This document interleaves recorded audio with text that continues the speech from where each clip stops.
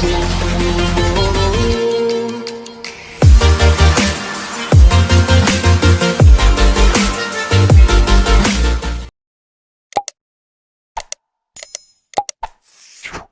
करते Rajasthan rent control act 2001। क्योंकि राजस्थान वाले तो राजस्थान रेंट कंट्रोल एक्ट पढ़ लेते हैं, बट जो मेरे राजस्थान के बाहर वाले हैं वो नहीं पढ़ पाते। उसका रीजन है ना, क्योंकि लोकल एक्ट थोड़ा सा अजीब लगता है। वैसे मैं आपको बता दूं, इंडिया के किसी भी एरिया में चले जाइए, सबका local act rent control act एक जैसा है। छोटे छोटे से माइनर से चेंजेस हैं। लाइक मैं और आप, जोधपुर में रहने वालों की थोड़ी सी शकल सूरत मोटे मोटे होते हैं, बाहर वाले ना थोड़े से पतले पतले सुंदर सुंदर होते हैं, हिमाचल वाले बहुत ज्यादा सुंदर हो जाते हैं, अरुणाचल वाले उससे भी सुंदर है, गोरे गोरे हो जाते हैं। तो थोड़ा थोड़ा चेंजेस सब में, बट इक्वलिटी क्या है? आईज, नोज, लिप, ईयर्स ये इक्वल है, हैंड्स। तो वही रास्ता रेंट कंट्रोल का भी है कि बाकी सारी चीजें एक जैसे चलती, थोड़े थोड़े चेंजेस होते हैं, इसलिए बहुत इजी वे में आप हर स्टेट का रेंट कंट्रोल एक्ट कर सकते हैं। तो स्टार्ट करते हैं राजस्थान का रेंट कंट्रोल एक्ट। साथ साथ आप मुझे कमेंट भी कर सकते हैं, क्योंकि आज मैं आपके कमेंट का भी रिप्लाई करती रहूंगी, इसलिए मैं अपना कमेंट बॉक्स ऑन कर देती हूँ, ताकि आप अपने क्वेश्चंस भी रेज कर सकते हैं और मैं आपके आंसर भी दे सकती हूँ। ठीक है, तो आइए आपके क्वेश्चंस के साथ, हैप्पी होली के साथ आगे बढ़ते हैं। Rajasthan rent control act 2001, act number 1 of 2003। सबसे अच्छी बात क्या है, इसका एक्ट नंबर 1 है और ये कब आया? 2003 में आया। इसका मीनिंग क्या हुआ? बन तो गया था 2001 में, बट इसको परमिशन कब मिली? 2003 में, यानी 2 साल बने हुए ड्राफ्ट रह गया, देन उनको कहा फाइनली इसको कर देते हैं। तो कब क्या? 2003 के नंबर 1 पे सबसे ज्यादा सिग्नेचर हो गए। ये लोकल अथॉरिटी बनाती है। कौन बनाती है? Local authority. कैसे बनाती है? तो कहा कि हमारे पास 3 सब्जेक्ट होते हैं। एक होता है हमारे पास यूनियन लिस्ट, याद आया? एक होता है हमारे पास स्टेट लिस्ट और एक होता है हमारे पास कंकरिंग लिस्ट। ये जो लॉ बनाने का राइट है स्टेट को, कहां पे दिया गया है? स्टेट लिस्ट में दिया गया है। इसलिए यहाँ पे सिग्नेचर कौन करता है? स्टेट अथॉरिटी करती है। और स्टेट अथॉरिटी को होता है गवर्नर। ये गवर्नर को डेलीगेटेड पावर दी गई है। जब हम कब पढ़ेंगे आर्टिकल नंबर 246, क्या पढ़ेंगे अपन? आर्टिकल नंबर 246 हम पढ़ेंगे, तो वहां पे हम 3 तरह के डॉक्ट्राइन पढ़ते हैं। पीट एंड सब्सटेंस पढ़ते हैं, डेलीगेटेड लेजिस्लेचर पढ़ते हैं, साथ ही साथ हम पढ़ते हैं कलरेबल। तो यहाँ पर हम देखते हैं कि वो डेलीगेट करता है। तो वैसे जनरली जिस स्टेट में भी लोकल एक्ट बनेंगे, सिग्नेचर तो प्रेसिडेंट के ही होते हैं, बट क्या कहा? वो प्रेसिडेंट अपनी पार्ट जो है ट्रांसफर कर सकता है। तो इस एक्ट का नंबर 2003 का। नाउ चैप्टर कितने? टोटल 7, सेक्शन कितने? 32। एक शेड्यूल है हमारे पास, उसको डिवाइड किया गया ABC में। कभी कभी शेड्यूल को 1 2 3 बोल सकते हैं, ABC बोल सकते हैं, उससे कोई फर्क नहीं पड़ता है। ये शेड्यूल ABC बड़ी काम की है। मैं बात करती हूँ राजस्थान के जुडिशरी के एग्जाम की, तो 2013 में क्या कहा? 2013 में जब हाई कोर्ट ने पहली बार प्री का एग्जाम करवाया था, तो most of question schedule basis थे। स्केड्यूल को लेके उन्होंने दिए थे, कौन से स्केड्यूल में क्या दिया गया है, कौन से स्केड्यूल में क्या नहीं दिया है, उस पर्पज से हमें ध्यान रखना होता है। क्योंकि कई बार हम बहुत अच्छे कंसेप्ट क्लियर कर लेते हैं, बट हमारे स्केड्यूल ही रह जाती है। तो हमें पूरा पता होना चाहिए स्टार्टिंग से लगा के लास्ट तक कि क्या कह रहा है। देन आता हमारे पास, फिर आता हो गया क्या? कमेंसमेंट कब हुआ? 1 अप्रैल 2003 को। ये भी अप्रैल फुल बनाता है। कानून में जो लिखा है वो प्रैक्टिकल नहीं होता है, और प्रैक्टिकली जो होता है वो कानून में नहीं लिखा हुआ आता है, क्योंकि आया ही कब है? 1 अप्रैल को। आपका एक और फेवरेट कानून है। क्या कानून है आपका? एक और फेवरेट कानून है, वो भी 1 अप्रैल को आएगा। कौन सा फेवरेट कानून है आपका? आपकी CRPC। वो भी कब की है? 1973 वाली, 1 अप्रैल की। याद आ गया? तो वो भी अप्रैल फुल बनाता है, ये भी अप्रैल फुल बनाता है। देन आता है एक्सटेंड। क्या कहता है? होल ऑफ इंडिया नहीं, क्यों? राजस्थान, ऑब्वियसली राजस्थान का है। तो राजस्थान में भी इन्होंने क्या कहा? पहली प्रायोरिटी कहाँ दी जाएगी? डिस्ट्रिक्ट हेडक्वार्टर पर। इसका मीनिंग क्या होगा कि यदि हमें विलेजेस में इसको अप्लाई करवाना है तो इसको अप्लाई करवाना पड़ेगा। बाकी डायरेक्टली कहाँ लागू होगा? म्यूनिसिपैलिटी एरिया के अंदर या फिर डिस्ट्रिक्ट हेडक्वार्टर पे अप्लाई होता है। देन आता है इसके पास सबसे पहले चैप्टर नंबर 1। तो हमें क्या करना है? हमें पहले ये देखना है, क्योंकि इसका ओवरव्यू अगर हमें पता है तो हमारा आधा एक्ट तो वैसे ही याद हो जाता है। तो सबसे पहले आता है चैप्टर नंबर 1। जनरली आप देखेंगे आपके राजस्थान जुडिशरी की मैं बात करती हूँ, तो आपके पास कितने सब्जेक्ट है? एट द टाइम 15 सब्जेक्ट है। कितने सब्जेक्ट है? सिर्फ 15 सब्जेक्ट है। इस 15 में से एक आपका अनकोडिफाइड लॉ है। कौन है वो? इंटरप्रिटेशन। तो अनकोडिफाइड बच्चे कितने हमारे पास? 14 में से हमारे पास जो एविडेंस है वो सिविल में भी है, वो क्रिमिनल में भी है। तो बच्चे कितने आपके पास? 13। अब 13 में से कॉन्स्टिट्यूशन को निकाल लो, क्योंकि उसका पहला प्रीलिमिनरी नहीं होता है। बच्चे कितने अपने पास? 12 में से प्रोबेशन एक्ट निकाल दो, वो डायरेक्ट सेक्शन में से स्टार्ट होता है। तो बच्चे कितने अपने पास? 11। अब 11 जब आप देखेंगे तो उसमें से एक और निकाल दो आईपीसी, क्योंकि नंबर 1 कहता है उसका इंट्रोडक्शन, वो भी निकाल दो। बच्चे कितने? 10। तो लगभग 10 ऐसे एक्ट हैं जिनका स्टार्टिंग आपका होता है प्रीलिमिनरी से, यानी उसके प्रारंभिक से। तो हिंदी वाले ये है आपका प्रारंभिक, और इंग्लिश वालों के लिए प्रीलिमिनरी। कहां से कहां तक? सेक्शन नंबर 1 से 5 तक। किसकी बात करता है? सेक्शन नंबर 1 2 का 5। देन आता प्रीलिमिनरी, आगे ये इंट्रोडक्शन देगा। सेक्शन 1 कहता है शॉर्ट टाइटल, एक्सटेंड, कमिंसमेंट। तो सेक्शन 2 कहता है मैं डेफिनेशन क्लोज लेके आऊंगा। तो सेक्शन नंबर 3 कहता है कि चैप्टर नंबर 2 और चैप्टर नंबर 3 के लिए क्या क्या अप्लाई होगा, क्या कहाँ कहाँ अप्लाई होगा, कहाँ का अप्लाई नहीं होगा। तो सेक्शन नंबर 4 कहता है कि सेक्शन 4 कहता है कि किराया कैसे तय करेंगे। ऑब्वियसली मकान मालिक को दोनों बैठ के तय करेंगे, थोपने से काम थोड़ी चलता है। तो सेक्शन 5 कहता भैया किराया तय हो गया तो किराया दे दे तो मुझे, कैसे देगा? तो कहता भैया अकाउंट में डाल दूंगा, कैश दे दूंगा, चेक दे दूंगा, पर कब देगा? तो बोला महीने की 15 तारीख को। तो ये तो गड़बड़ हो गई, हमारे यहाँ तो एडवांस ले लेते हैं, उल्टा सिक्योरिटी ले लेते हैं। इसका मीनिंग क्या हुआ? जो कानून में लिखा वो प्रैक्टिकली नहीं होता, जो प्रैक्टिकली होता वो कानून में नहीं लिखा था। लेकिन 2017 में एक अमेंडमेंट आ गया, और वो अमेंडमेंट इसलिए आया क्योंकि प्रैक्टिकली चीजें जो हो रही थी वो कानून में नहीं थी। 1 महीने पहले के पैसे लेना, सिक्योरिटी लेना, तो अमेंडमेंट के बाद उसमें भी ऐड कर दिए गए थे। देन आता है हमारे पास chapter number 2, revision of rent. अब मैं आपका रेंट बढ़ाऊंगी भाई, एक ही रेंट में थोड़ी जिंदगी में रखूंगी। पुराने सदियों से चले आ रहे वो यही हो रहा है, 500 रुपीज का रेंट, 600 रुपीज का रेंट, लेकिन आज नहीं मिल रहा है। तो पुराने वाले जो बैठे हैं तो फिर क्या करेंगे उनके लिए, कैसे कानून चलाएंगे, वो कानून कौन से प्रिवेल करेंगे वहां पर, वो भी बताएंगे हमें कौन? Section number 6। तो जो सेक्शन नंबर 6 है वो हमारे पुराने वालों की बात करेगी जो उस समय, और सेक्शन 7 है वो हमारे नई की बात करेगी। ये हमें बताता है कि जनरली आपका रेंट ईयरली 5% बढ़ेगा। कितना बढ़ेगा? 5%। बट क्या प्रैक्टिकली ऐसा होता है? नहीं होता है। तो भैया ये कानून अगर हम पढ़ते हैं तो हमें क्या फोकस करना है? एग्जाम पॉइंट ऑफ व्यू से पढ़ रहे हैं, क्योंकि प्रैक्टिकली चीजों के पीछे चले गए तो फिर कुछ मिलने वाला ही नहीं है। तो हमारे एग्जाम पॉइंट ऑफ व्यू से क्या कहता है कि 5% बढ़ेंगे। इसमें एक अच्छी चीज पढ़ेंगे हम, 5% बढ़ता जाएगा बढ़ता जाएगा। देन जैसे 10 ईयर्स कंप्लीट होंगे वो उसमें मर्ज हो जाएगा, मर्ज होने के बाद फिर वापस 5% बढ़ते जाएगा। और सेक्शन 7 ने कहा कि एक्ट के आने के बाद अब क्या होगा? बोला एक्ट के आने के बाद अब तो आप 5% बढ़ाना है, और 5 से जितना एक्स्ट्रा होगा वो एक्स्ट्रा की मात्रा तक वॉइड हो जाएगा। क्या कहा? वो एक्स्ट्रा की मात्रा तक वॉइड हो जाएगा।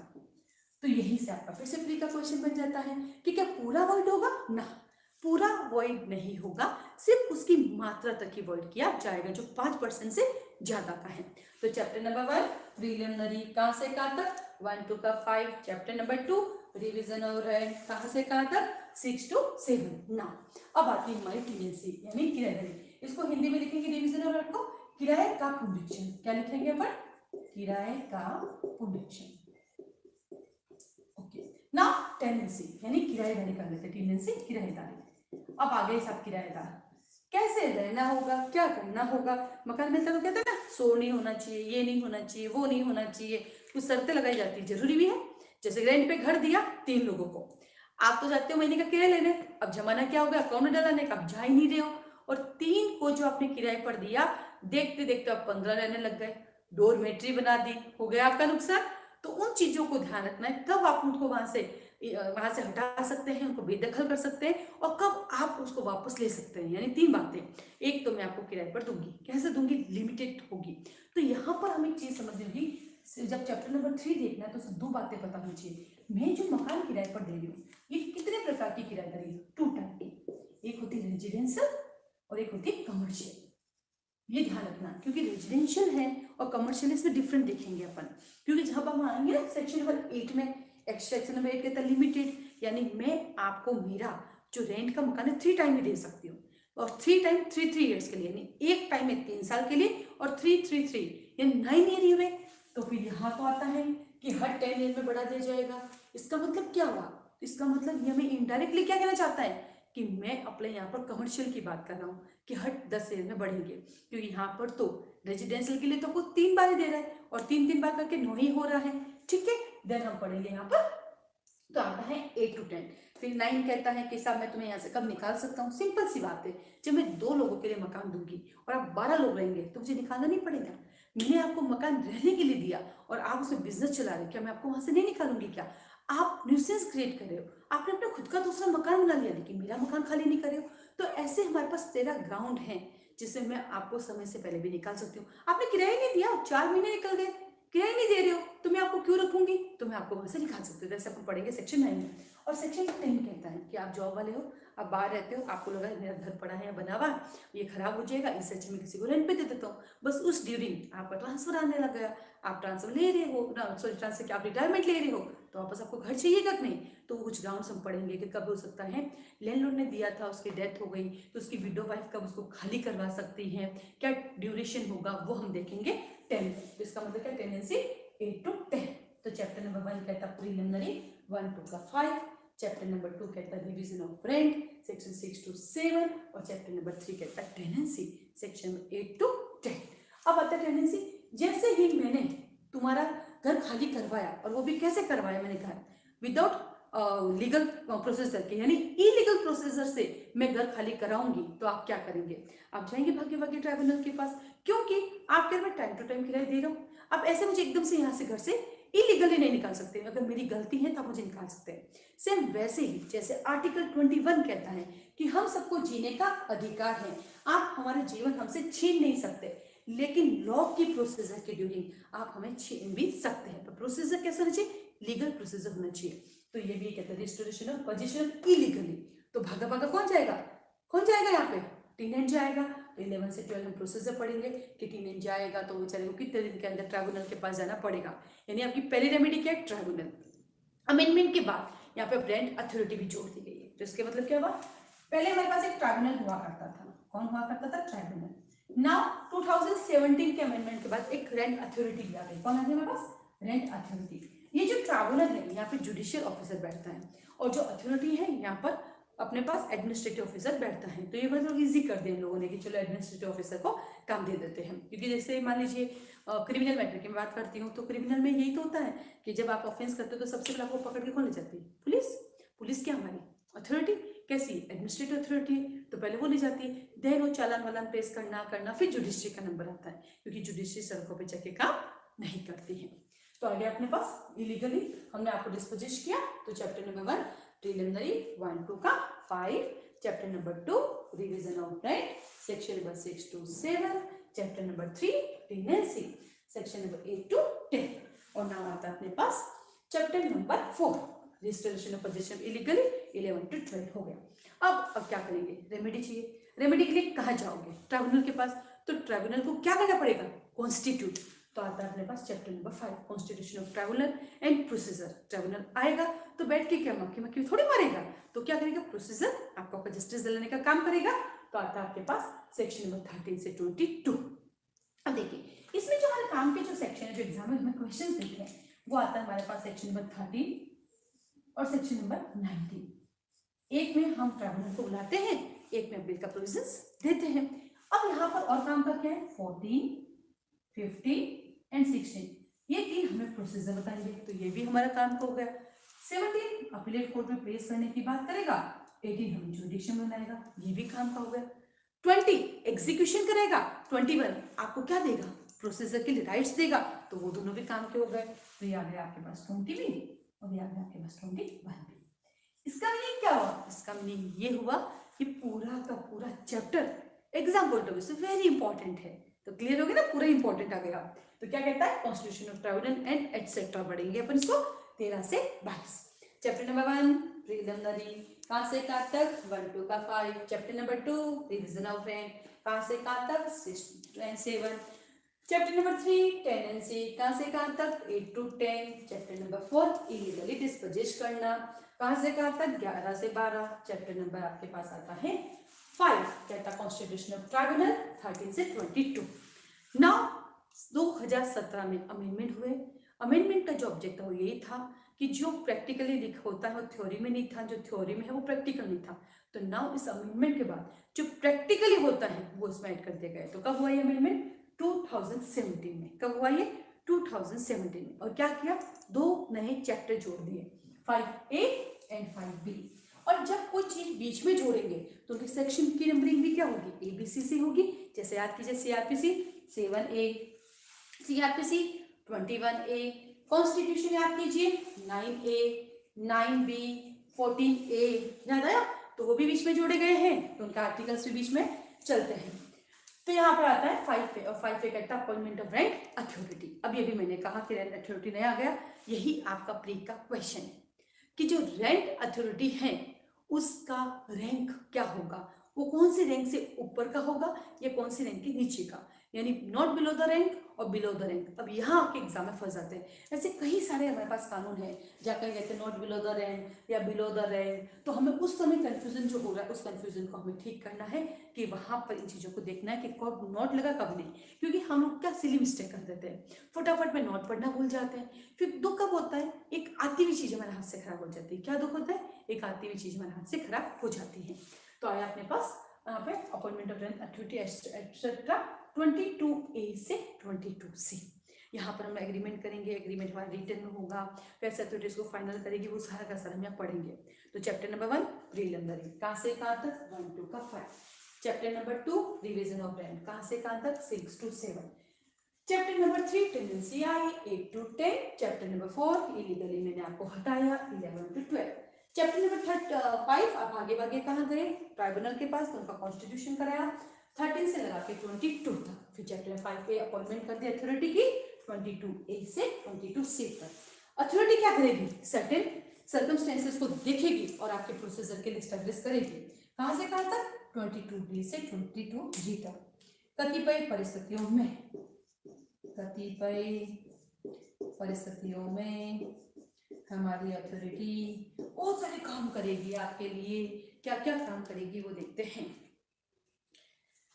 हैप्पी होली, आप सबको भी हैप्पी होली। बहुत सारे लोगों के मैसेज आ रहे हैं happy Holi, good morning. Ma'am Holi वाले दिन भी परेशान करती है आप लोगों को, है ना, तो कोई बात नहीं, हैप्पी होली।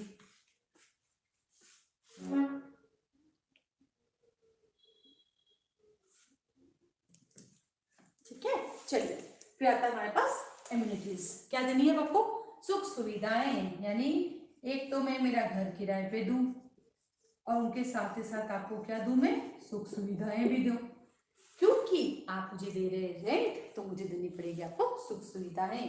तो चैप्टर नंबर 6 कहता है सुख सुविधाएं एम्यूनिटीज 23 से 24A। क्या कहता है, 23 से 24A। तो बीच में हमारे पास 2 अमेंडमेंट आ गए थे, 5A और 5B, जहां पर हमने आपको वो चीजें दी जो हमारे प्रैक्टिकली रिक्वायरमेंट थी और उसके साथ ही आपने हमसे क्या मांगी, सुख सुविधाएं। अब देखिए ये 24A भी नया जुड़ गए हमारे, ये 24A भी नया जुड़ गए। इसका मीनिंग क्या हुआ कि जो हमारी सुख सुविधाएं थी, जो हमारी एम्यूनिटीज थी, अब यहाँ पर जब भी कोई डिस्प्यूट होगा तो आप रेंट ट्राइब्यूनल के पास नहीं जाओगे।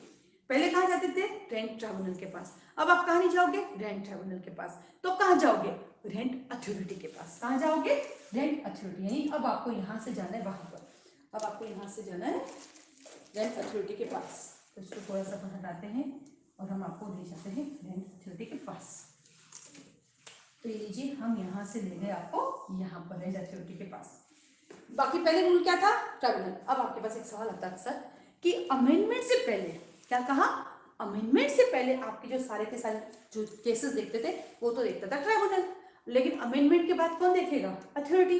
तो पहले वाले केसेस कौन सुनेगा, तो बोला पहले वाले केसेस जैसे चल रहे थे वो वैसे चलते रहेंगे और नए वाले इसमें चले जाएंगे, सेम वैसे ही जैसे कि सीआरपीसी का section number, CrPC section number हमारा आता है 8। मेट्रोपॉलिटन एरिया, उसमें भी यही होता है, जब मेट्रोपॉलिटन था तो क्या होगा, अब नहीं रहा तो क्या होगा, सेम ऐसे ही जैसे कि जेजेक्ट सेक्शन नंबर 25, उसमें भी यही है कि जेजेक्ट पुराना वाला था, जेजेक्ट नया वाला आ गया, जो पुराने वाले प्रोसीडिंग चल रही है उनका क्या होगा, नए वाले का क्या होगा। तो जब तक ये कहा ना जाए कि इसका एक्ट जो उसका इफेक्ट होगा वो रेट्रोस्पेक्टिव होगा, तब तक वो प्रोस्पेक्टिव ही चलेगा। तो इस चीज को ध्यान रखना है। तो ये सिद्धांत भी पढ़ते, भविष्य लक्ष्य और भूत लक्ष्य का सिद्धांत, और ये हमारे पास कहाँ आता है, रेट्रोस्पेक्टिव प्रोस्पेक्टिव, हमारे राजस्थान में इंटरप्रिटेशन भी है। तो ये हमें कहाँ देखने को मिलता है, इंटरप्रिटेशन में देखने को मिलता है। देन आता है हमारे पास chapter number 7 miscellaneous. Most of हमारे पास कुछ कानून है जिसमें हम देखेंगे कि हम लास्ट आता है मिसलेनियस, जैसे constitution article chapter part number 19 में आ जाता है, सीआरपीसी के अंदर लास्ट में आ जाता है ना, सीपीसी में भी लास्ट चैप्टर में आ जाता है, लेकिन ये ना तो एविडेंस में आता है, ना ही ये आईपीसी में आता है, ना ही ये कॉन्ट्रैक्ट एक्ट में आता है, ना टीपी में आता है। ये भी हमें ध्यान रखना है कि लास्ट चैप्टर में कहाँ मिसलेनियस सारा कहाँ नहीं, जैसे मिसलेनियस लिमिटेशन में भी आता है, उसका चैप्टर नंबर 5 भी होता है ना। तो बच्चे कुछ चीजें आ गई, याद रखना जिस भी कानून में मिसलीनियस होता है उसको जरूर याद करना, क्योंकि मिसलीनियस से नहीं करते, हमारे प्री एग्जाम में कुछ न कुछ क्वेश्चन आ ही जाते हैं। क्या कहा? मिसलेनियस में हमारे प्री एग्जाम में क्वेश्चंस आ ही जाते हैं, तो उन्हें हमें हमेशा पढ़ना चाहिए, क्योंकि वो हमारे प्री के एग्जाम जरूर क्लियर। रेंट कंट्रोल एक पढ़ा था, उसका फर्स्ट पार्ट देखा था हम लोगों ने रेंट कंट्रोल का, और फर्स्ट पार्ट क्या था हमारे पास रेंट कंट्रोल का? चैप्टराइजेशन हमने देखे थे। टोटल इसमें 7 चैप्टर है, टोटल इसके साथ ही 32 सेक्शंस है, साथ ही साथ इसके अंदर एक स्केड्यूल है जिसमें ABCD बताया गया है, ये कब कमेंसमेंट हुआ था और इसका एक्सटेंट कहाँ पर है, ये सब हमने देखा था। साथ ही साथ हमने हर एक चैप्टर के बारे में देखा था, वो चैप्टर क्या कहता है, जैसे चैप्टर नंबर 1 प्रीलिमिनरी बताता है, तो चैप्टर नंबर 2 हमें बताता है कि हमारी टेनेंसी क्या बोलते हैं कि हम रिवीजन कैसे करेंगे रेंट का, तो थर्ड बताता है टेनेंसी क्या होगी, तो चैप्टर नंबर 4 कहता है कि अगर मैं आपको इलीगली डिस्पोजेस करूंगी तो आप क्या कर सकते हैं, तो 5th कहता है हम ट्राइब्यूनल को कॉन्स्टिट्यूट करेंगे एक्सेट्रा। तो 5th A और 5th B जो हमारे नए जुड़ गए, जो हमें बताता है कि आपकी रेंट अथॉरिटी होगी, और फिर आता सर्कमस्टेंसेस उसके कैसे मैनेज करेंगे, कैसे हम लोग आगे उसके रिविजन्स करेंगे। देन 6 अपन ने देखा था उसमें इम्यूनिटीज की बात करता है, और 7 कहता है मिसलेनियस। तो एक छोटा सा ओवरव्यू देखा था हमने। तो आज हम करेंगे चैप्टर नंबर 1। चैप्टर नंबर 1 और 2 कोर्सेज करेंगे हम आज ही कर ले। तो आप लोग जो मेरे साथ लाइव हैं, मैं देख लेती हूँ लाइव में कितने लोग हैं मेरे साथ। आप लोग चैट कर सकते हैं, आप लोग अपने क्वेश्चंस पूछ सकते हैं मुझसे, जो भी आपके क्वेश्चंस हैं, आपको लगता है कि हाँ मुझे इन क्वेश्चंस हैं, तो मैं आपके साथ साथ रहूंगी, तो आप अपने क्वारीज पूछ सकते हैं और उसको हम लोग साथ साथ सॉल्व करते रहेंगे। ठीक है, हैप्पी होली आप सबको भी। तो ये रहेगा मेरे साथ में, ताकि आप मुझसे सवाल पूछ सकते हैं। चलिए आगे बढ़ते हैं हम लोग। सबसे पहले चैप्टर नंबर 1। चैप्टर नंबर 1 कहता है प्रीलिमिनरी। क्या कहता है चैप्टर नंबर 1? प्रीलिमिनरी। हिंदी में हमारे पास आता है प्रारंभिक। क्या बात करता है? Section number 1 to 5। Section number 1 कहता है शॉर्ट टाइटल, एक्सटेंट, कमेंसमेंट, जिसे हम कहते हैं संक्षिप्त नाम, विस्तार और प्रारंभ। सभी कानून अपना संक्षिप्त नाम देता है, अपना विस्तार भी बताता है और अपना प्रारंभ भी बताता है। यहाँ के विस्तार थोड़ा सा इंटरेस्टिंग है। क्या कहा? इसका जो एक्सटेंड है वो थोड़ा काम का है, क्योंकि म्यूनिसिपल एरिया में अप्लाई होगा। देखो यहाँ पे इन्होंने कहा म्यूनिसिपल एरिया में अप्लाई होगा, और वही देखिए हाथों हाथ इसने क्या सेक्शन नंबर 2 में म्यूनिसिपल एरिया को डिफाइन कर दिया। क्या समझ में आया कि सेक्शन नंबर 1 में कहा कि पहली प्रायोरिटी मेरी उन म्यूनिसिपल एरिया में रहेगी, और म्यूनिसिपल एरिया का हाथों हाथ यहाँ पे आपको दे दिया। और यहाँ पर राजस्थान का एक्ट है, तो राजस्थान में म्यूनिसिपलिटी एक्ट बना हुआ, उस एक्ट के अंदर सेक्शन नंबर 2 के 42 में इसकी डेफिनेशन दी गई है। तो ये बहुत अच्छी बात इन्होंने दे रखी है कि भाई कौन सा म्यूनिसिपल एरिया होगा, को तो 2 का 42 की बात कर सकते हैं कि वहाँ पे इसका म्यूनिसिपल एरिया का दिया गया। अब आप कहेंगे भाई इतना डिटेल पढ़ना नहीं, लेकिन जो हमारे राजस्थान हाई जुडिशरी की तैयारी करते हैं उनके लिए तो पता होना चाहिए, क्योंकि हाई जुडिशरी के अंदर म्यूनिसिपैलिटी एक्ट है। तो पहले जैसे हम बात करते हैं राजस्थान जुडिशरी में 45 एक्ट हुआ करते थे, तब म्यूनिसिपैलिटी एक्ट भी हुआ करता था हमारे साथ ही साथ, हमारा रेवेन्यू एक्ट भी होता था, पंचायती एक्ट भी होता था। तो ये हमें पता होना चाहिए। तो क्या कहा? पहली प्रायोरिटी हमारी म्यूनिसिपैलिटी एरिया में, और देन डिस्ट्रिक्ट हेडक्वार्टर में। इसका मतलब विलेजेस में अप्लाई नहीं हूँ, बट जब जब रिक्वायरमेंट पड़ेगी तो मुझे अप्लाई किया जा सकता है। देन आता है इसके पूरा नाम, रेंट कंट्रोल एक्ट अपन ने देखा ही है। कमेंसमेंट कब हुआ? जैसे कि लास्ट क्लास में अपन ने चर्चा की थी, 1 अप्रैल को हुआ। कब हुआ? 1 अप्रैल 2003 को। यानी एक्ट बन तो गया था मेरा 2001 में, बट मेरा अप्लाई कब हुआ? 2003 में। तो आता है section number 1 short title, extend and commencement. Now आता है हमारे पास सेक्शन नंबर 2। सेक्शन नंबर 2 कहता है डेफिनेशन क्लोज। किसकी बात करता है? Definition close. सबसे अच्छी बात है कि डेफिनेशन क्लोज में प्री का क्वेश्चन हर साल आता है, पहली बात। और मेन का भी 2 क्वेश्चन बनते हैं इसके अंदर। मेन का पहला क्वेश्चन बनता है प्रीमाइजेस क्या है, क्या इंक्लूड है, क्या इंक्लूड नहीं, और यही प्री का क्वेश्चन है, प्रीमाइजेस में क्या आता है, क्या नहीं आता है। सेकंड क्वेश्चन बनता है मेन का, प्री का, टेनेंट कौन है, टेनेंट की डेफिनेशन में कौन आता है, इसमें कौन इंक्लूड है और कौन इंक्लूड नहीं है। तो ये दोनों क्वेश्चन तो आप समझ लो आते ही आते हैं। तो आइए सबसे पहले 2A। सबसे अच्छी बात मैं बताऊंगी अगर आप लोगों को, इंग्लिश वालों के लिए तो ये अल्फाबेट से चलता है। इंग्लिश वालों के लिए कहा मैंने, ये अल्फाबेट से चलता है, पर हिंदी वालों के लिए अल्फाबेट से नहीं चलता। तो क्या हुआ? हम उसको वैसे चला लेंगे, कोई इश्यू नहीं है। तो सबसे पहले जब आपको किराए पे मकान चाहिए तो आपको उसमें क्या क्या चाहिए? क्या कहा? भैया आप मेरे यहाँ मकान लेने आओगे रेंट पर, स्पेशली हम गर्ल्स जाती है तो भैया कि सुंदर अच्छा सा वॉशरूम होना जरूरी है। बॉयज के लिए ये है कि ठीक है कमरा हो जैसा चल जाए, कोई फर्क नहीं पड़ता, बट डिस्टर्बेंस नहीं चाहिए। आप टोका टोकी नहीं करोगे, तो इससे डिफरेंस हुआ ना कि गर्ल्स के लिए तो एक ढंग का वॉशरूम होना चाहिए, अटैच किचन हो जाए तो वेरी गुड है, लेकिन बॉयज कहते हैं हमें टोका टोकी ना करना, हम आए जाए कुछ भी करें। बट अगर मेरी बात करें तो कहूँ भैया टीवी की केबल होना जरूरी है, क्योंकि विदाउट टीवी मैं तो पढ़ाई भी नहीं कर सकती हूँ, तो उसके लिए क्या चाहिए? टीवी की केबल होना भी जरूरी है। देन आता है तो एम्यूनिटीज में क्या क्या शामिल होनी चाहिए, तो बोला एम्यूनिटीज के अंदर आपके पास जो भी फिटिंग्स वगैरह है वो होनी चाहिए, टीवी केबल होनी चाहिए, एक बेसिक रिक्वायरमेंट एक घर में रहने के लिए क्या क्या है वो इसमें इंक्लूड होती है। पर आप कहेंगे साहब मुझे तो डेटा कार्ड भी चाहिए, 4G का जमाना है, वाईफाई होना चाहिए, तो वाईफाई होटल्स में होता है, इसमें नहीं होता, ही ध्यान रखिएगा, है ना। देन आता अपने पास अगर एम्यूनिटीज नहीं मिलती तो मैं कहाँ जाऊंगी, वैसे जाना तो कहाँ है, अथॉरिटी के पास, क्योंकि मैंने आपसे क्या कहा कि एम्यूनिटीज जो है हमारे लिए कौन सा है, चैप्टर नंबर 6, याद आया, चैप्टर 6 पढ़ा था अपन ने, देखा था सेक्शन नंबर 23 से 24A में।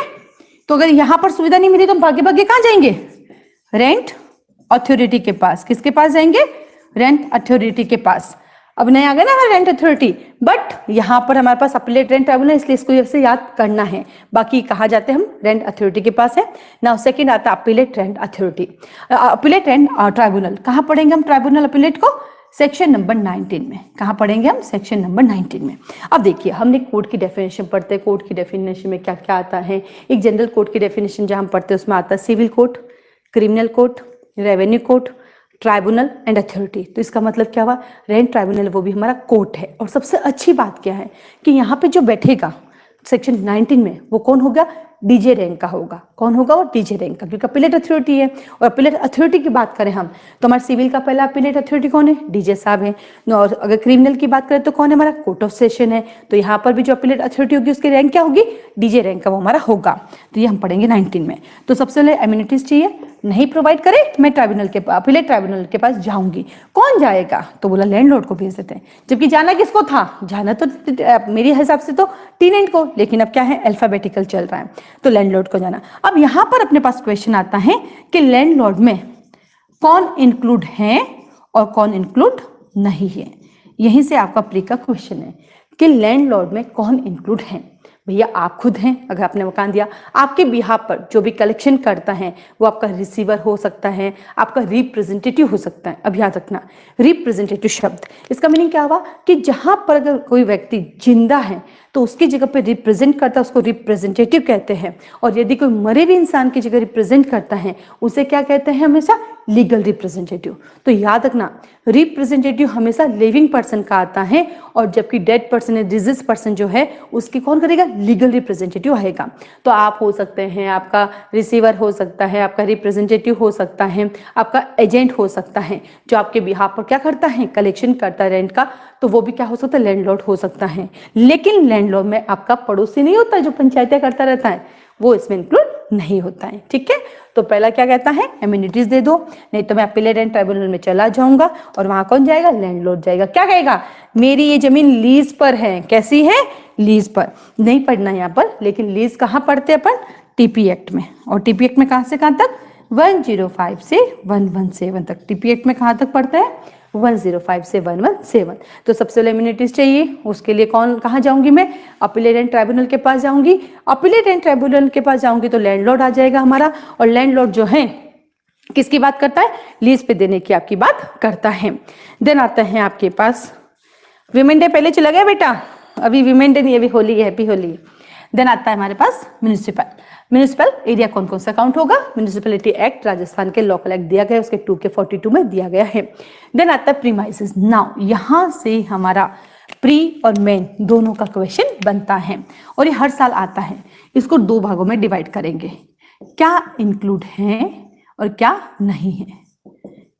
वैसे बड़ा सवाल भी बनता है पूरा का पूरा, और छोटा भी बनता है। इसमें सबसे अच्छी बात इन्होंने कही कि यहाँ पर क्या आएगा, तो बोला दरवाजा भी आएगा, दरवाजे को बंद करने वाली चीजें भी आएगी, लाइट फिटिंग भी आएगी। ऐसे नहीं लाइट फिटिंग उठा के रह गए आप, ये सब इंक्लूड होगा। सेम ऐसी ही बात हम कहाँ पढ़ते हैं कि जब कभी भी आप अगर किसी लैंड को ट्रांसफर करते हैं, किसी मशीन को ट्रांसफर करते हैं, तो उससे रिलेटेड जितनी भी थिंग्स होगी वो उससे जुड़ी हुई उसके साथ जाएगी।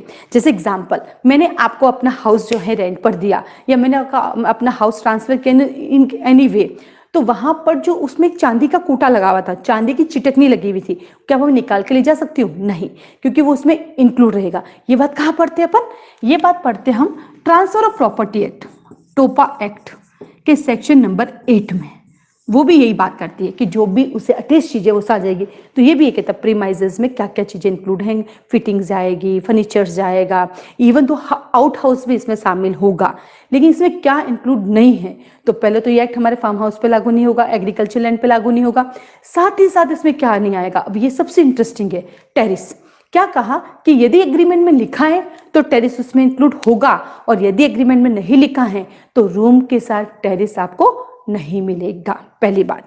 दूसरी बात, और इसमें क्या नहीं आएगा, अर्थात ये एक्ट कहाँ अप्लाई नहीं होगा, होटल पे नहीं होगा, धर्मशाला पे नहीं होगा, हॉस्टल पे अप्लाई नहीं होगा, बासे पे अप्लाई नहीं होगा, तो कुछ चीजें हैं, गैराज पे अप्लाई नहीं होगा।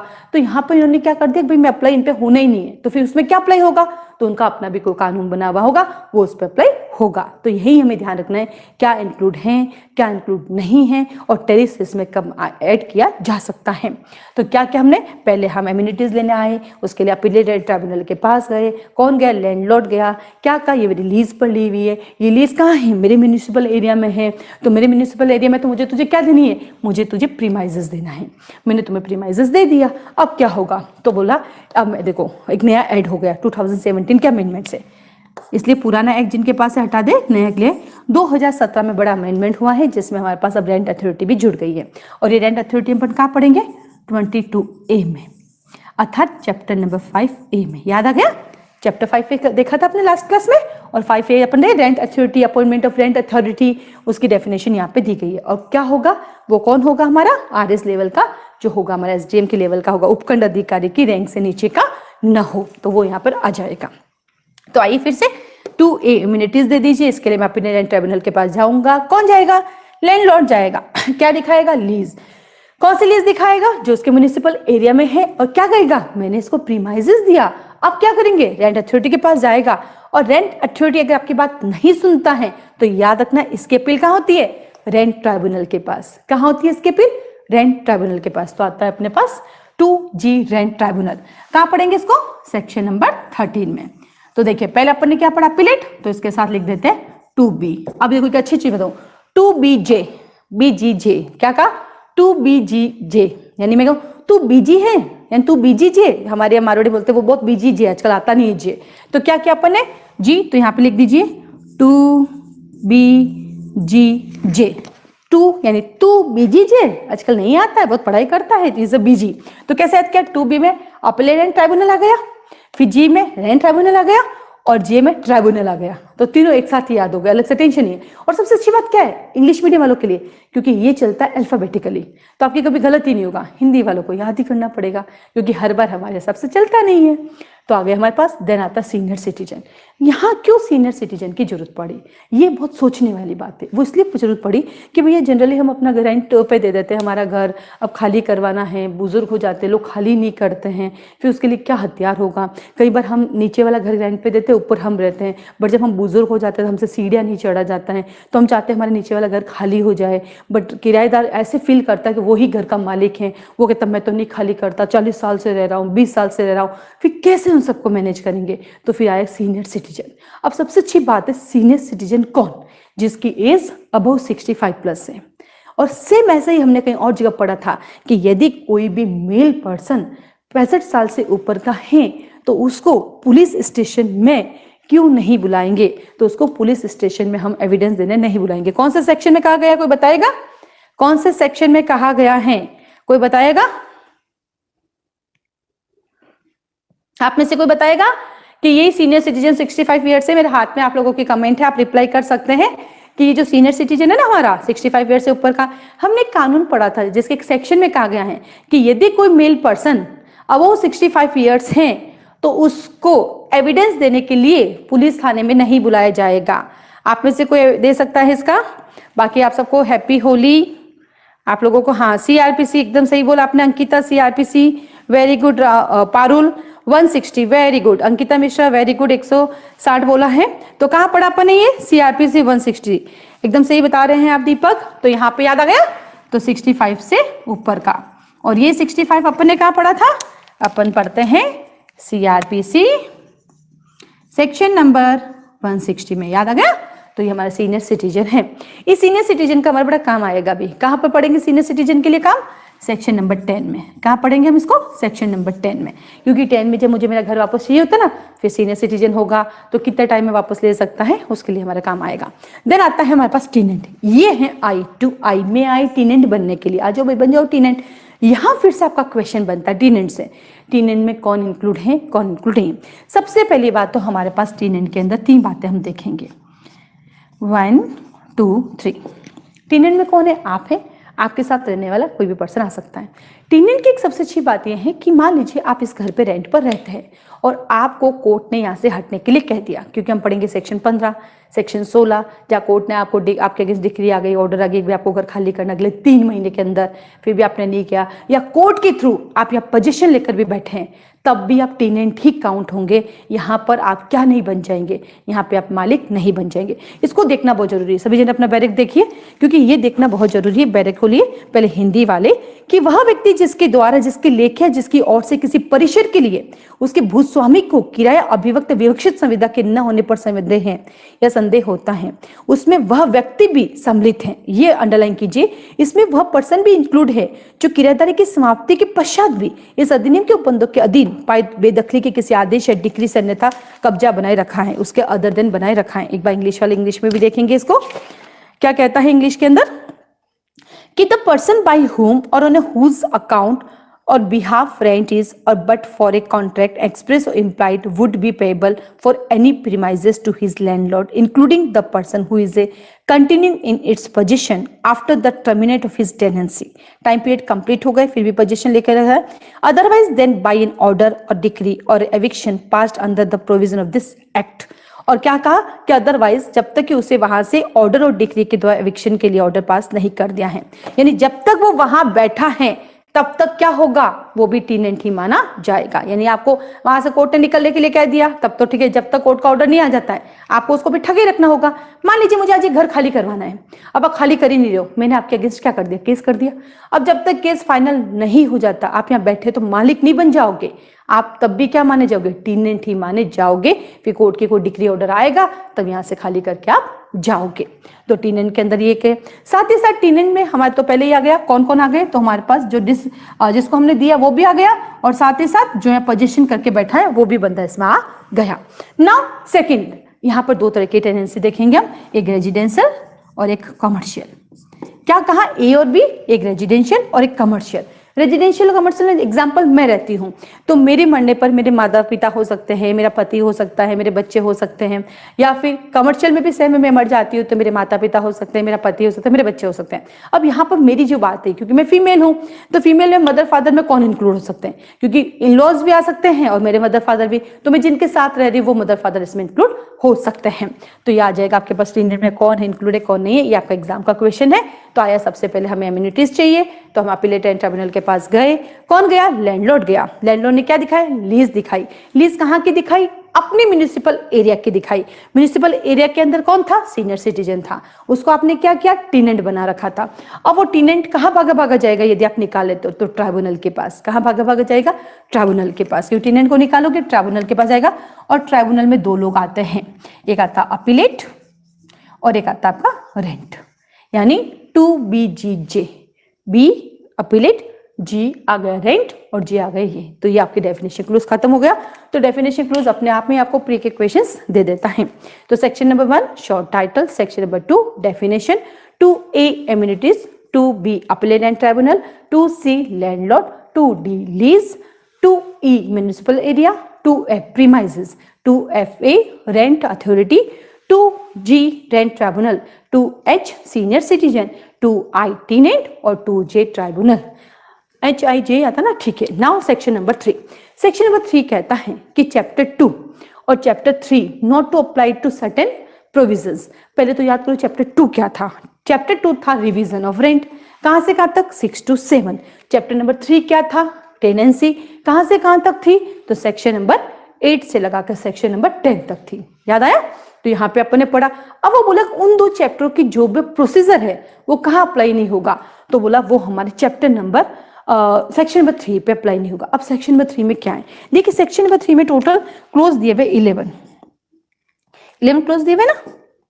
एक बार देखिए अपने बैरेट के अंदर कि सेक्शन नंबर 3 में आपके पास 11 क्लोज दिए गए हैं। यस 11 क्लोज आपके पास दिए गए हैं। अब उसमें से क्या एक चीज बताती हूँ, इस 11 में से जो हमारा है ना फर्स्ट, सेकंड, थर्ड और फोर्थ, ये चारों 2017 के अमेंडमेंट से रिपील हो गए। जल्दी से इसको लिख दीजिए कि पुराने जिसके पास डायरेक्ट है उसमें दिक्कत हो सकती है। क्लोज नंबर 1, 2, 3, 4 जो हैं वो हमारे 2007 के अमेंडमेंट से रिपील हो गए हैं। ठीक है, तो उसको ध्यान रखिएगा कि वो रिपील हो चुके हैं। अगर किसी ने नहीं कर रखे तो कृपया करके उसको काट दीजिए। काट दिया। अब आते बाकी के। तो क्या कहा, बाकी के जो 5, 6, 7, 8, 9, 10, 11 जो प्रोविजंस हैं वहां पर हमारा चैप्टर 2 और 3 अप्लाई नहीं होगा। तो फिर वहां पर क्या अप्लाई होगा, फिर इसका प्रोसीजर क्या रहेगा। अगर गवर्नमेंट की जमीन है, गवर्नमेंट ने किसी कोई मंदिर है, धर्मशाला है, वहाँ की किसी शॉप को रेंट पर दे दिया है, या वहाँ किसी प्रीमाइजेस को उन्होंने रेंट पर दे दिया है, या हम देखते हैं ना कॉलेज के अंदर वहाँ पे कैंटीन दी हुई होती है वो रेंट पे दे दी है, तो उस पर फिर क्या अप्लाई होगा। इन्होंने तो मना कर दिया चैप्टर 2, 3 तो अप्लाई नहीं होगा, तो उनका अपना कोई कानून अप्लाई हो सकता है। बट उसके लिए जो प्रोसेस, क्योंकि सिर्फ चैप्टर 2 और 3 की मना किया है, बाकी पूरे तो अप्लाई हो ही रहे ना अपन ने। यानी रेंट जो बढ़ेगा वो अपने चैप्टर 2 के अकॉर्डिंग नहीं बढ़ेगा। रेंट जब तक हम देंगे उसकी कोई लिमिटेड टाइम नहीं होगा अकॉर्डिंग टू सेक्शन नंबर 8। उनका प्रोसीजर भी जो है अलग से चलेगा। तो इसके बारे में आप कहाँ पढ़ेंगे कि इसका प्रोसीजर क्या होगा, तो इसके बारे में हम पढ़ेंगे। इसका प्रोसीजर कहाँ दिया हुआ है, ऑब्लिक करके लिखे, इसका प्रोसीजर सेक्शन नंबर 18 में पढ़ेंगे। कहाँ पढ़ेंगे हम इसका प्रोसीजर, सेक्शन नंबर 18 हमें बताएगा कि इन पर क्या क्या अप्लाई होगा और कैसे कैसे अप्लाई किया जाएगा, क्योंकि इस एक्ट का जुरिस्डिक्शन जो है वो सेक्शन नंबर 18 में दिया गया है। क्या कहा, इस एक्ट का जो जुरिस्डिक्शन है वो सेक्शन नंबर 18 में दिया गया है। तो सेक्शन नंबर 1 कहता है शॉर्ट टाइटल, 2 कहता है डेफिनेशन, 3 कहता है हमारे पास कि चैप्टर 2 और 3 कहाँ का अप्लाई नहीं होंगे। नाउ सेक्शन नंबर 4 कहता है कि भाई ये कौन तय करेगा कि तुम्हारा रेंट कितना होगा। ये तो सबको ही पता है कि भैया ये तो लैंडलॉर्ड एंड टेनेंट मिलके तय करेंगे कि किराया कितना है। वो तो अपन को भी पता, फिक्स तो चलता नहीं है कि ना, मांगने से मौत ही नहीं मिलती, किराया कैसे मिल जाएगा। तो दोनों के द्वारा बैठ के तय किया जाएगा। तय कर लिया आपने, ठीक है सर। तो section number 1 short title, 2 definition, 3 कहता है आपके पास कहाँ चैप्टर 2 और चैप्टर 3 कहाँ का अप्लाई नहीं होंगे। देन आता है आपके पास चैप्टर नंबर 4 कहता है रेंट जो है आपको कैसे तय करेंगे। नाउ सेक्शन नंबर 5, रेंट तय हो गया, दे दीजिए। अब देना आपको, कैसे आप देंगे, तो सेक्शन नंबर 5 कहता है रेंट देने का वे क्या होगा। तो उसके अंदर आप देखेंगे कि आपके सेक्शन नंबर जो आपका 5 है उसके अंदर आपके पास 4 सबसेक्शन दिए गए हैं। कितने सबसेक्शन दिए गए, 4। ये चारों सबसेक्शन आपको बताता है। पहला सबसेक्शन कहता है 15 दिन में दिया जाएगा, पर प्रैक्टिकली ऐसा होता है, प्रैक्टिकली तो एडवांस ले लेते हैं, तो फिर क्या हुआ, इसलिए प्रैक्टिकली के रूप में इसको अमेंडमेंट भी करना पड़ा। तो क्या कहा भैया 15 दिन के पहले मैं आपको सूचना मतलब अगले महीने की 15 तारीख तक आपको देना है। फिर सबसेक्शन नंबर 2 कहता है कि कैसे दिया जाएगा, लैंडलॉर्ड को देंगे, लैंडलॉर्ड आपको रसीद देगा। तो पहले में 15 डेज याद रखना है, सेकंड में आपको वो रिसिप्ट देगा। और थर्ड कहता है कि आप कैसे दे सकते हैं, तो बोला बाई चेक दे सकते हैं, बाई आप क्या कैसे कह सकते हैं, बैंक ड्राफ्ट के द्वारा दे सकते हैं, मनी ऑर्डर दे सकते हैं, किसी के माध्यम से भी दे सकते हैं। और फोर्थ वन बड़ा काम का वो कहता है कि भैया अकाउंट में तभी जमा होगा जब उसने या तो अग्रीमेंट में वो अकाउंट नंबर लिख रखे और या फिर किसी नोटिस के माध्यम से आपको अकाउंट नंबर रजिस्ट्री डाक के तरफ से आपको अकाउंट नंबर भेजा है। ये बड़ा काम का है। सेक्शन नंबर 5 सबसेक्शन नंबर 4 आपको प्रोटेक्शन दिलाता है। कहां पर दिलाता है, सेक्शन नंबर 9 में। जब सेक्शन नंबर 9 का ए पढ़ेंगे, क्या कहा, 4 हमारा काम कहाँ आएगा, जब सेक्शन नंबर 9 का ए पढ़ेंगे और जहां आपने 4 मंथ से रेंट नहीं दिया है तो वहां पर ये प्रोविजन बड़ा काम आने वाला है। तो क्या कहा, 5वां आपको वे बताता है कि कैसे कैसे आपको देना पड़ेगा। तो सेक्शन नंबर 1 कहता है शॉर्ट टाइटल, 2 कहता है डेफिनेशन क्लोज, तो 3 कहता है आपको कहां पर मैं अप्लाई नहीं होगा, यानी कहां मेरा चैप्टर 2 और 3 अप्लाई नहीं होगा। तो देन आता है सेक्शन नंबर 4 कहता है हमारा, सेक्शन 4 कहता है कि भैया रेंट कैसे तय करेंगे, और 5 कहता है रेंट कैसे दिया जाएगा। निकल गया सो निकल गया, अब क्या करेंगे। तो उसमें मैंने नीचे वैसे कमेंट में डाल दिया है, आप मुझे पता आप अंडरस्टूड है, आप कर लेंगे और सबने देख लिया है, तो हम सब जान गए, लेकिन फिर भी हम उसको ठीक कर लेते एक बार ताकि कंफ्यूजन क्लियर रहेगा। हमने पढ़ा था लास्ट क्लास में सेक्शन नंबर 3 पढ़ा था ना, सेक्शन 3, उसमें मैंने बोला था 1 2 3 4 रिपीट है, वो निकल गया था मुझसे 1 2 और 3 जो क्लोज है वही रिपील हुए हैं 2017 के अमेंडमेंट से। 4 नहीं हुआ था। अब आप लोग क्या फेस करते हो तो आपको लगेगा अच्छा मैम ने कहा तो शायद ये भी रिपील हुआ होगा, वो रिपील नहीं हुआ है। तो हमें क्या याद रखना है कि सेक्शन 3 में क्या कहा मैंने, सेक्शन 3 का जो क्लोज 1 to 3 ही रिपील हुआ है, 4 रिपील नहीं हुआ है। तो उसको अब ये समझ के आपको पढ़ना है। हालांकि कमेंट में डाल दिया क्योंकि लाइव क्लासेस होती तो वापस तो उसमें करेक्शन नहीं हो पाते ना, तो उसको डिम्ड कीजिएगा। तो ह्यूमन के ना बीइंग है और मानव गलतियां माफी योग्य है, तो छोटी छोटी मानव गलतियां हो जाती है कई बार। चलिए तो बात कर रहे थे हम लोग रेंट कंट्रोल एक्ट की। रेंट कंट्रोल एक्ट में जाने से पहले जैसे कि मैंने आपको बताया है कि लाइव क्लास है, आप लोग कमेंट कर सकते हैं, आपके जो क्वेश्चन है वो पूछ सकते हैं। तो ये लाइव चलता रहेगा मेरे साथ ताकि मैं आप लोगों के रिप्लाई भी करती रहूंगी। गुड इवनिंग दीपक, तो ये गुड आपकी चलता रहेगा साथ साथ। विशाल कह रहे मैम सीपीसी का एक बार पढ़ा दो, समझ नहीं आता है सीपीसी। तो मैं आपसे कहूंगी विशाल शर्मा जी क्लास ज्वाइन कीजिए, हम तो बैठे हैं आपके लिए ही है, क्लासेस इसलिए चला रहे हैं हम, ठीक है। जरूर हम आपकी डिमांड को पूरा करने की कोशिश करेंगे, बट करें क्या, सोचे नहीं यूनिक्लो क्लासेस खोल के बैठे हैं तो थोड़ा सा अभी समझदार है। बट नया बैच स्टार्ट हो रहा है हमारा 13 मार्च से और सीपीसी स्टार्ट हो रही है, आप उसको ज्वाइन कर सकते हैं। हमारे यहाँ पे इंडिविजुअल सब्जेक्ट का भी पैकेज चलता है, आप वो ले सकते हैं और आप उसको ज्वाइन कर सकते हैं, है ना। चलिए इसी के साथ हम लोग आगे बढ़ते हैं हमारे। तो सबसे पहले अपन ने क्या पढ़ा था, चैप्टराइजेशन क्या था, तो छोटा सा रिवीजन करते हैं। छोटे से रिवीजन की बात करते हैं तो सबसे पहले हमने क्या देखा, इसके अंदर टोटल कितने चैप्टर्स थे हमारे पास, इसके अंदर हमारे पास 7 चैप्टर्स थे। कितने चैप्टर्स है, 7 चैप्टर्स है। तो थोड़ा सा रिवाइज कर लेते हैं। टोटल चैप्टर 7 थे, टोटल सेक्शन 32 है, स्केड्यूल है A, B, C and D। Chapter number 1 कहता प्रीलिमिनरी 1 2 का 5। चैप्टर नंबर 2 कहता भैया क्या दे दो, ये रही रिवीजन ऑफ रेंट, कहां से कहां तक 6 to 7। चैप्टर नंबर 3 ये रहा टेनेंसी 8 to 10। चैप्टर नंबर 4 कहता है इलीगल पोजीशन किया हमने आपको, डिस्पोजेस किया 11 से 12। चैप्टर नंबर 5 कहता कॉन्स्टिट्यूट कर लेते 13 से लगाकर 22 तक। चैप्टर नंबर 5A आ गया, 5B आ गया जो हमें अमेंडमेंट के बाद जोड़े गए हैं, 22A से C और 22C के बाद B से G। 6 आ गया हमारी इम्यूनिटीज दे दीजिए, रीड विद सेक्शन नंबर 2 का A। देन 7 कहता है मिसलेनियस। तो ये हमने एक चैप्टराइजेशन देखा था, ये क्या क्या चैप्टर्स में दिए गए हैं। साथ ही साथ हम बात करते हैं, हमने बताया था section number 1 short title, section number 2 कहता है डेफिनेशन क्लोज, सेक्शन नंबर 3 कहता है कि चैप्टर नंबर 2 और 3 कहाँ अप्लाई नहीं होगा, तो सेक्शन नंबर 4 कहता भैया रेंट कैसे तय करेंगे। तो सेक्शन नंबर 5 कहता है कि रेंट तय करने के साथ साथ क्या कहता है, चैप्टर नंबर 5 कहता है कि हमें क्या करना है। सेक्शन नंबर 5 कहता है रेंट कैसे दिया जाएगा, तो हम आपको रेंट भी दे देंगे। अब विशाल जी क्या करे बताओ, आप कहते हो मैं पैसे दे नहीं सकता और फिर ऐसे फ्री सेवाएं दूंगी तो घर वालों को फिर आपको संभालना पड़ेगा, मुझे नहीं पता, ये ध्यान रखिएगा, है ना विशाल जी। आप भी समझदार है, हाँ आप भी वकील मैं भी वकील, दोनों ही वकील है, घर भर चलाना है अपन दोनों को ही, सही है ना। बाकी सेवाएं लेने के लिए आप ज्वाइन कर सकते हैं, हम तो बैठे ही हैं आपको बताने के लिए। सबसे अच्छी बात क्या है विशाल जी इस सब चीजों में, पता है आपको, हम पढ़ा भी रहे हैं, बहुत अच्छे से पढ़ा रहे हैं, पढ़ाता तो हर कोई है, लेकिन एक एक चीज एक एक सेक्शन को क्लियर करना, कंसेप्ट को क्लियर करना, ये आपको बेनिफिट मिल रहा है इस कोचिंग सेंटर के अंदर ना। तो थोड़ा सा इस चीज को ध्यान रखें, है ना। चलिए तो हम बात कर रहे थे यहाँ पे, क्योंकि अभी मुझे लगा आवाज धीरे आ रही होगी तो थोड़ा सा आवाज को मैनेज किया मैंने। तो हम बात कर रहे थे कि हमने क्या पढ़ा अब तक, सेक्शन 5 तक पढ़ लिया। तो टोटल हमने सब चैप्टर देखे, तो क्या अभी ये मुझे पूरा उम्मीद है यहाँ तक आपको याद हो गया होगा। 7 चैप्टर है, 32 सेक्शन है, शेड्यूल है ABC, सेक्शन 1 2 3 4 5 आपको याद है। आज हम पढ़ने जा रहे हैं चैप्टर नंबर 2। चैप्टर नंबर 2 बड़ा काम का है, थोड़ा सा कंफ्यूजन होता है, बट आज वो कंफ्यूजन अपन क्लियर करते हैं। तो चैप्टर नंबर 2 कहता है रिवीजन ऑफ रेंट 6 and 7। इसी रिवीजन ऑफ रेंट की बात हम और कहाँ पढ़ेंगे, हम पढ़ेंगे चैप्टर नंबर 5A और 5B में, क्योंकि जो नया जुड़ा है वो भी हमारे इसी की बात करेगा।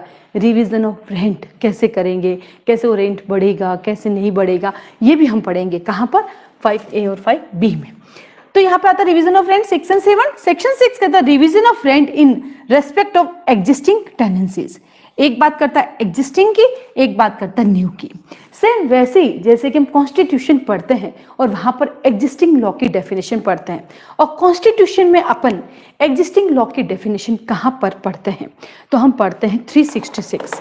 कहाँ पढ़ते हैं 366 के क्लोज नंबर कहाँ पढ़ते हैं, क्लोज नंबर 10 में। कहाँ पढ़ते हैं क्लोज नंबर 10 में एग्जिस्टिंग याद आया लो, और यहाँ एग्जिस्टिंग टेनेंसी यानी जो पहले से चली आ रही है। तो आज हम लोग कहाँ बैठे हैं 2020 में, कोई इश्यू नहीं है, क्योंकि अगर हम बात करें तो ये एक्ट कब आया 2003 में। कब आया ये एक्ट 2003 में, तो हमारे तो ऊपर ये एक्ट अप्लाई हो ही रहा है आज के दिन। बट क्या हुआ, आज भी ऐसे बहुत सारे हाउसेज हैं जो है ना 20 साल से किराए पर हैं, 30 साल से हैं, 35 साल से, तो बहुत पहले से है। फिर क्या होगा और इस एक्ट के आने से पहले वाली चीजों पे क्या इफेक्ट पड़ेगा उसकी बात करते हैं। तो इन्होंने क्या किया, एक सेक्शन 6 बनाया और सेक्शन 6 में इन्होंने 4 सबसेक्शन दे दिए। इन्होंने कहा एक्ट से पहले भी टेनेंसी चलती थी, किराए तो हम पहले भी देते थे, एक हादसा देते थे, तो क्या करेंगे, तो उन्होंने वहां पर 2 क्लोज बताए हैं। अपना अपना बैलेट ओपन कीजिए और देखिए सेक्शन नंबर 6। सेक्शन नंबर 6 का सबसेक्शन नंबर 1 देखा सबने, उस पे देखिए 2 पार्ट में डिवाइड है, ए और बी। ए पार्ट कहता है 1 जनवरी 1950 से पहले और बी पार्ट कहता है 1 जनवरी 1950 के बाद। सेम वैसे ही जैसे कि हम पढ़ते हैं आर्टिकल नंबर 6। जब मैंने आर्टिकल बोल दिया तो मुझे उस एक्ट का नाम बोलने की जरूरत है, मुझे उस एक्ट का नाम बोलने की जरूरत नहीं है। क्यों जरूरत नहीं है मुझे उस एक्ट का नाम बोलने की, क्योंकि आर्टिकल जो है हमारे पास कॉन्स्टिट्यूशन में है। तो आप सब समझ गए होंगे कि मैम जिस आर्टिकल की बात कर रही है वो कौन सा आर्टिकल है। तो आर्टिकल 6 में अपन पढ़ते हैं ना, 19 जुलाई 1948 से पहले, 19 जुलाई 1948 के बाद आप कब इंडिया आते हो और कब इंडियन सिटीजन माने जाओगे, याद आया, क्लिक किया ना, सेम वैसे। अब इन्होंने कहा कि भैया इससे पहले आप आए हो, दोनों कॉपी पेस्ट है कि आपका जो किराया है वो 5% बढ़ेगा एनुअली। क्या कहा कि आपका जो किराया है वो हर साल 5% बढ़ेगा, बढ़ने दो, कहाँ दिक्कत है। फिर कहा कि 5% हर साल बढ़ेगा जैसे ही 10 ईयर्स कंप्लीट हो जाएंगे। क्या कहा, जैसे ही, यानी मैं 5% बढ़ाऊंगी, मैं 5% बढ़ाऊंगी हर साल, करते करते 10 ईयर्स कंप्लीट हो जाने पर। सेम वैसे ही जैसे कि आर्टिकल नंबर 352, इमरजेंसी लगाऊंगी 1 मंथ, बट मैं 666 मंथ करके उसको बढ़ाती रहूंगी और फिर कितना, अनलिमिटेड। बट 356 आर्टिकल कहता है मैं 666 मंथ तक बढ़ाऊंगा पर मैक्सिमम 3 इयर्स तक। तो ये भी कुछ ऐसे कहता है कि मैक्सिमम 10 इयर्स तक बढ़ाऊंगा, 10 इयर्स में इसको मर्ज कर दूंगा और उस दिन से फिर से 5% बढ़ाऊंगा। अब आप कहेंगे मैं थोड़ा कंफ्यूजन ही हो जाता है। अब इस कंफ्यूजन को दूर करते हैं, कैसे दूर करते हैं देखिए। मान लीजिए आप एक प्रीमाइसेस में रहते हैं और वहां पर आपका रेंट कितना है आज के दिन, तो आप कहते हैं मैम 1000 रुपीज मेरा रेंट है। कितना है, 1000 रुपीज। 1000 रुपीज का 5% कितना होता है, 50 रुपीज। चलिए यहां पर आप बैठे हैं 2003 में, एक एग्जाम्पल पॉइंट ऑफ व्यू से ना। चलिए 3000 वो ज्यादा हो जाएगा आपका, 1919 कर लेते हैं, 1999 से। अब 2000 आया आपका, तो मकान मालिक आपका कितना किराया लेगा, इतना। फिर 2001 आया आपका, मकान मालिक अब कितना किराया लेगा, इतना, 1100। फिर 2002 आया, मकान मालिक कितना लेगा, 1150। यानी सिर्फ 50-50 रुपीज ले रहा है। ऐसा नहीं है कि 1050 से बढ़ाएगा, ना ना, वो 1000 पे ही चलता रहेगा, 50-50 करेगा। और जैसे ही आपके 10 इयर्स कंप्लीट हो जाएंगे, तो यानी 10 इयर्स कंप्लीट होते तो कितने हो गए आपके, कितने रुपए हो गए 10 इयर्स कंप्लीट होने पर, तो बोला 1 ईयर में 50 रुपए बढ़ाया, तो 10 ईयर बढ़ाते तो कितने हो जाते, 500 होते ना, 10 साल के 500 हो गए। तो नाउ अब 10 इयर्स में आपके पास हो गए 1500 रुपए। कितने रुपए हो गए, 1500, 10 इयर्स। अब इस 1500 का 5% बढ़ेगा वापस। तो ये कहता है कि ईयरली आपका जो रेंट है वो 5% बढ़ेगा। जैसे 10 इयर्स होगा वो बढ़ा हुआ किराया मर्ज हो जाएगा, किराया उसमें चला जाएगा ना, उसका 5% बढ़ेगा। कब, 1 जनवरी 1950 से पहले। और सेम यही बात कहता है 1 जनवरी 1950 के बाद। पूरा कॉपी पेस्ट आप देख लीजिए, सिर्फ एक वर्ड चेंज है, बिफोर और आफ्टर, बाकी प्रोसीडिंग पूरा सेम है। लेकिन प्रैक्टिकली देखा जाए तो अपना 5% नहीं बढ़ता, 10 बढ़ता, और मकान मालिक की जज जाए तो 15 भी बढ़ सकता है, ठीक है। देन आता है सबसेक्शन नंबर 2। ये बड़ा काम का है सबसेक्शन नंबर 2। सबसेक्शन 2 कहता है कि देखिए, अगर आपने किराया कब लिया, 2003 में, तब तो कोई बात नहीं, 2013 में क्या कहता है, 2013 में आपका 10 इयर्स कंप्लीट होता है, फिर आपका मर्ज हो जाएगा। लेकिन सबसेक्शन 2 कहता है कि आप पहले से रेंट पर बैठे हैं और ये एक्ट जब आया, कब आया, 2003 में, और तब तक आपके 10 इयर्स कंप्लीट नहीं हुए। अर्थात आपने ये मकान रेंट पर कब लिया, 1999 को, और 2000, 2001, 2002 और नाउ 2003। लेकिन 10 ईयर्स नहीं हो रहे, एक्ट आ गया, अब क्या करेंगे? तो बोला इस कंडीशन में 10 ईयर्स का इंतजार नहीं करना है, आप यही मर्ज कर दीजिए। क्या कहा? यही मर्ज कर दीजिए। तो कितने हो गए अपने? 1000, 1050, 1100, 1150, 1200। नाउ अब यहाँ पे 1200 से आपका किराया स्टार्ट हो जाएगा। इन्होंने कहा कि भाई 10 ईयर्स का हम वेट करेंगे, बट एक्ट के आने पर 10 नहीं हुए, तो जितने भी ईयर हुए हैं उन सबको मर्ज कर दीजिए, कोई दिक्कत नहीं है, और वहां से काउंटिंग स्टार्ट करते हैं। तो जितने भी पुराने किराएदार थे, किराए एक्ट में आते हैं, रेंट एक्ट में, तो उन्होंने क्या कर दिया, यहाँ पर 2003 में आके सबको मर्ज कर दिया और ना उनकी काउंटिंग स्टार्ट हो गई। तो कई लोगों के 10-10 साल कंप्लीट भी हो गए, क्योंकि अभी काम का आएगा आगे, ये रेजिडेंशियल पे अप्लाई होगा या कमर्शियल पे, ये हम बाद में चर्चा करेंगे। फिलहाल हम काउंटिंग कर रहे हैं, ठीक है। चलिए हो गया। थर्ड कहता है नाउ अब क्या करेंगे, यानी क्लोज 1 और क्लोज 2 में जैसे जैसे आपके 10 ईयर्स कंप्लीट होते हैं, और जहां 10 ईयर्स कंप्लीट नहीं होते, तो जितने भी कंप्लीट होते हैं तो हम क्या करेंगे वहां पर, तो वहां पर अब हम 5-5% बढ़ाना स्टार्ट करेंगे। तो कैसे याद किया? सबसेक्शन 1 एक्ट के आने से पहले, एक्ट के आने के बाद। सबसेक्शन 2 कहता है कि यदि 10 ईयर्स कंप्लीट नहीं होते हैं एक्ट के आने पर, तो जितने भी होते हैं उसको कर दीजिए इंक्लूड। और थर्ड कहते हैं नाउ सबसेक्शन 1 और सबसेक्शन 2 दोनों ही कंडीशन में हम क्या करेंगे, दोनों ही कंडीशन में हम आपका रेंट बढ़ाएंगे। देन आता है आपके पास सबसेक्शन नंबर 4। सबसेक्शन 4 कहता है, यही आपका प्री का क्वेश्चन है, कि ये जो आपका रेंट बढ़ेगा, ये रेंट कौन सी डेट से बढ़ेगा? जिस दिन हम दोनों ने तय किया मकान मालिक को किराया देना उस दिन से, या जिस दिन हमने अर्जी लगाई उस दिन से? तो बोला कि जैसे चाहे मकान मालिक को किराएदार चाहे उस दिन से बढ़ा सकते हैं, या आपने अगर रेंट ट्राइब्यूनल में एप्लीकेशन लगाई है for the purpose of increase of rent, तो उस तारीख से, दोनों में से किसी भी तारीख से बढ़ाई जा सकती है। तो अंडरलाइन कीजिए इसको। सब क्लोज नंबर 4 के पास आइए सभी जने, अपने बैरेक में सब क्लोज नंबर 4 निकालिए।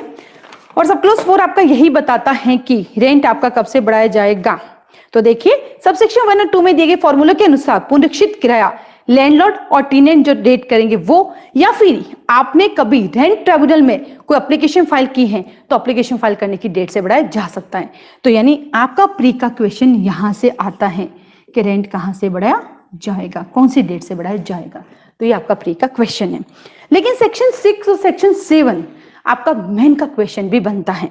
सेक्शन 6 और सेक्शन 7 आपका मेन का क्वेश्चन भी बनता है। नाउ सेक्शन 7 कहता है कि अब क्या करें। बोला क्या करना है, आ गया कानून, कहां से आ गया? अब आ गया तो आज के अकॉर्डिंग चलेंगे कि ठीक है सर आज के अकॉर्डिंग चलते हैं। तो आज के अकॉर्डिंग अगर हम चलते हैं तो हमारा किराया कितना होगा? सबसे इजी है ये तो, 5% बढ़ाएंगे कि ठीक है, फिर वही 10 ईयर्स के ठीक है सर 5% बढ़ाएंगे, जैसे 10 ईयर्स होगा उसमें मर्ज कर दिया जाएगा और वैसे वैसे वो चलता